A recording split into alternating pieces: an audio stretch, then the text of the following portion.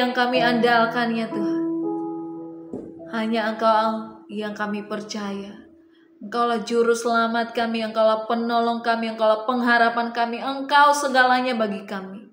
Terima kasih Tuhan Yesus. Engkau mengasihi kami dengan kasih yang sempurna.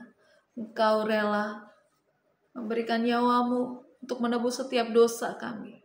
Terima kasih Tuhan Yesus. Terima kasih, kami bersyukur. Saat ini kami mau belajar dari firman-Mu Tuhan. Kami perlu firman Tuhan yang terus meneguhkan kami.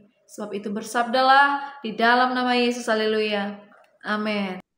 Shalom Bapak Ibu dan Saudara-saudari, kita berjumpa kembali di dalam perenungan intim dengan Allah. Yang pada kesempatan ini akan membahas mengenai menghadapi ketakutan. Firman Tuhan yang akan kita dengarkan bersama terdapat pada Mazmur 56. Berikut adalah firman Tuhan di dalam Mazmur 56. Kepercayaan kepada Allah dalam kesusahan. Untuk pemimpin biduan, menurut lagu Merpati di Pohon-pohon Terbantin yang Jauh, Miktam dari Daud, ketika orang Filistin menangkap dia di Gat. Kasihanilah aku ya Allah, sebab orang-orang menginjak-injak aku. Sepanjang hari orang memerangi dan menghimpit aku. Seteru-seteruku menginjak-injak aku sepanjang hari. Bahkan banyak orang yang memerangi aku dengan sombong. Waktu aku takut, aku ini percaya kepadamu. Kepada Allah yang firman-Nya kupuji. Kepada Allah aku percaya, aku tidak takut. Apakah yang dapat dilakukan manusia terhadap aku? Sepanjang hari mereka mengacaukan perkaraku, mereka senantiasa bermaksud jahat terhadap aku. Mereka mau menyerbu, mereka mengintip, mengamat-amati langkahku, seperti orang-orang yang ingin mencabut nyawaku. Apakah mereka dapat luput dengan kejahatan mereka? Runtuhkanlah bangsa-bangsa dengan murka-Mu, ya Allah. Sengsaraku Engkaulah yang menghitung-hitung. Air mataku Kau taruh ke dalam kirbat-Mu. Bukankah semuanya telah Kau daftarkan? Maka musuhku akan mundur pada waktu aku berseru. Aku yakin bahwa Allah memihak kepadaku. Kepada Allah firman-Nya kupuji, kepada Tuhan firman-Nya kupuji. Kepada Allah aku percaya, aku tidak takut. Apakah yang dapat dilakukan manusia terhadap aku? Nazarku kepadamu ya Allah, akan kulaksanakan, dan korban syukur akan kubayar kepadamu. Sebab Engkau telah meluputkan aku daripada maut, bahkan menjaga kakiku sehingga tidak tersandung. Maka aku boleh berjalan di hadapan Allah dalam cahaya kehidupan.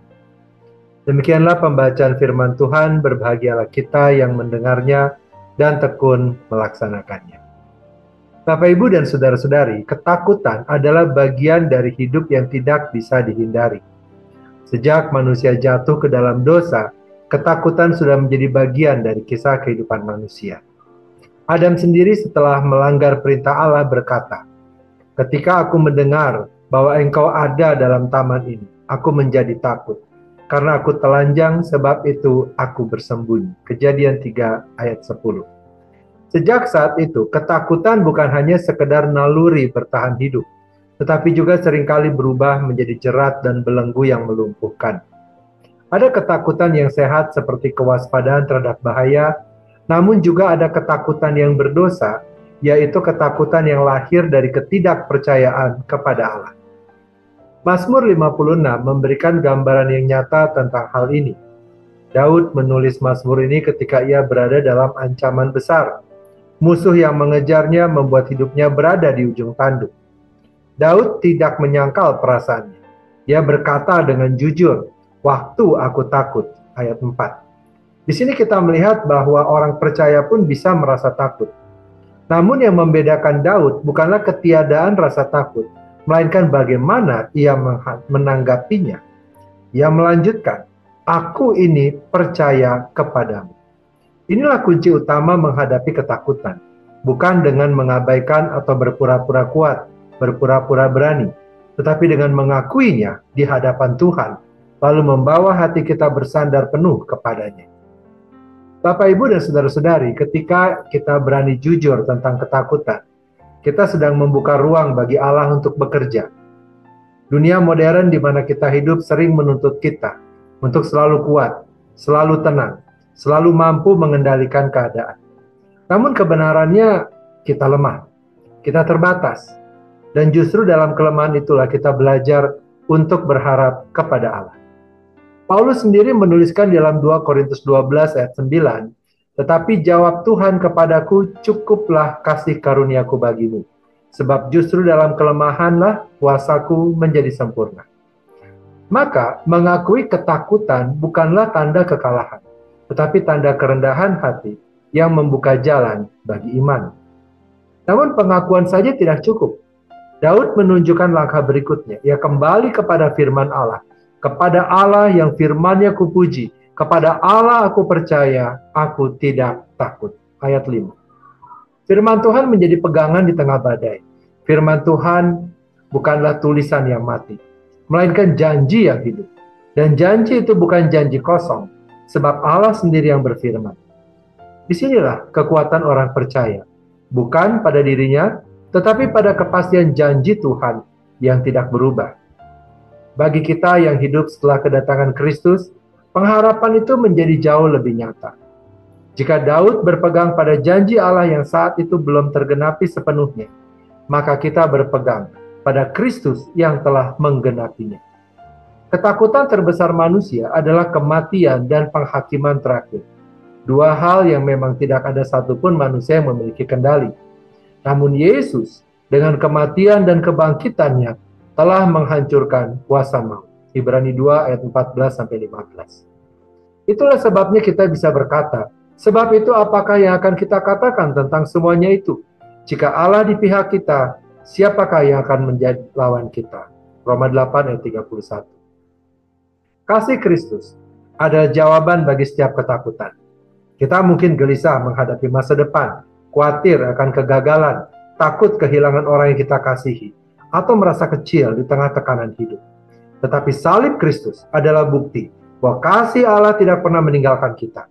Ketika kita menatap kepada Kristus yang tersalib, kita mendengar bisikan yang lembut, Aku telah mengalahkan dunia. Yohanes 16 ayat 33. Dan kasih yang sempurna itulah yang mengusir ketakutan. 1 Yohanes 4 ayat 18. Bapak, Ibu, dan saudara-saudari, Mazmur 56 juga mengingatkan bahwa air mata kita pun diperhatikan oleh Allah. Sengsaraku, engkaulah yang menghitung-hitung. Air mataku kau taruh ke dalam kirbatmu. Bukankah semuanya telah kau daftarkan? Ayat 9. Betapa indahnya janji. Tidak ada satupun rasa takut. Tidak ada satupun tetesan air mata yang terbuang sia-sia. Allah mengingat semuanya. Ia menyimpan semuanya. Dan Ia bekerja melalui semuanya. Ketakutan dengan demikian bisa menjadi cermin iman. Ketika rasa takut datang, pertanyaannya adalah, kepada siapa kita berpaling? Jika kita hanya melihat diri kita sendiri, kita akan lumpuh. Tetapi ketika kita memandang kepada Kristus, kita akan dikuatkan. Ketakutan tidak selalu hilang seketika, tetapi iman membuat kita mampu berjalan maju, sekalipun hati masih gemetar. Dalam kehidupan sehari-hari, ini berarti kita dipanggil untuk jujur mengakui ketakutan di hadapan Tuhan, bukan menyangkal atau memendam. Kembali membuka firman setiap kali hati dilanda cemas, sebab firman itulah sumber penghiburan sejati. Menyerahkan diri pada kasih Kristus yang sudah membuktikan kesetiaannya di salib. Mengandalkan tubuh Kristus, yaitu gereja, yang menopang ketika iman melemah. Menerima ketakutan sebagai sarana Allah untuk mengajarkan kerendahan hati dan kebergantungan penuh padanya. Pada akhirnya pesan Mazmur 56 sama sekali tidak mengajarkan bahwa orang percaya akan hidup tanpa rasa takut. Sebaliknya kita diajar untuk menghadapi ketakutan itu dengan iman. Kita bisa berkata seperti Daud, waktu aku takut, aku ini percaya kepadamu. Yesus sendiri menutup dengan janji yang indah. Jangan gelisah hatimu dan jangan takut. Yohanes 14 ayat 27. Bukan karena kita kuat, tetapi karena Dia yang setia.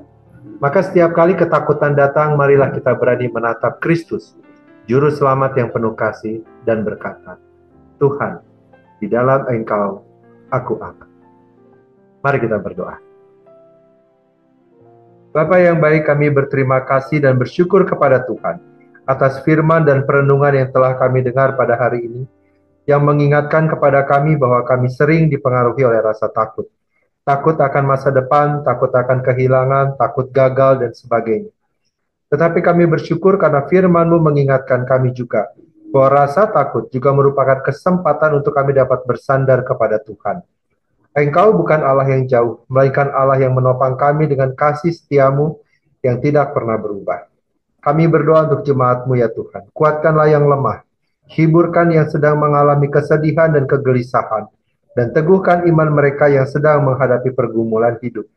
Tolong kami ya Roh Kudus untuk kembali setiap hari kepada firman-Mu, agar janji-janji-Mu menjadi pelita bagi kaki kami dan terang bagi jalan kami. Biarlah kasih-Mu yang sempurna terus mengusir ketakutan dalam hati kami, sehingga kami dapat berjalan dengan iman di tengah dunia ini dan memuliakan nama-Mu. Terima kasih Bapa, kini kami kembali memohonkan kepada Tuhan. Kiranya Engkau memberkati kami dengan segala kebaikan dari Allah Bapa, cinta kasih dari Tuhan Yesus Kristus, serta persekutuan dengan Allah Roh Kudus yang menyertai kami, sampai kedatangan Tuhan yang kedua kali menjemput setiap kami yang percaya. Terima kasih Bapa, dalam nama Tuhan Yesus kami berdoa. Amin. Demikianlah pembacaan firman Tuhan dan perenungan intim dengan Allah pada kesempatan ini. Sampai bertemu kembali di dalam perenungan intim dengan Allah berikutnya. Tuhan Yesus memberkati.